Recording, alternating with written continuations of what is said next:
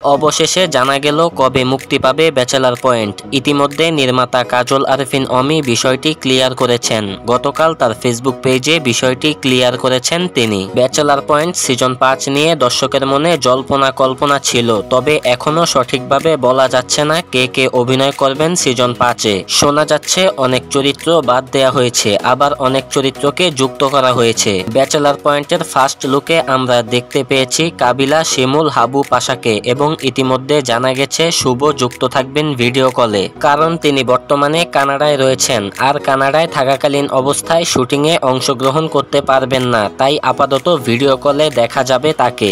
এই বিষয়টি একটি ভিডিওর মাধ্যমে নির্মাতা অমি নিশ্চিত করেছেন। বোম ফিল্ম, ব্যাচেলার পয়েন্ট, কাজল আরেফিন অমি, বোম ক্লিপস এসব চ্যানেলে ইতিমধ্যে আপনারা ব্যাচেলার পয়েন্ট নিয়ে বেশ কয়েকটি আপডেট পেয়েছেন, যেগুলো দর্শক মহলে বেশ সাড়া ফেলেছে। সেখানে আমরা দেখতে পেয়েছি পাশা শিরিনের গল্প, কাবিলা, শুভ, হাবু পাশার কাহিনী এবং সাথে থাকছেন জাকির, পাগলা সুজন, শিমুল ও লামিয়া। সবগুলো চরিত্র ঠিক থাকলেও একটি চরিত্র নিয়ে বেশ আলোচনা সমালোচনা হচ্ছে।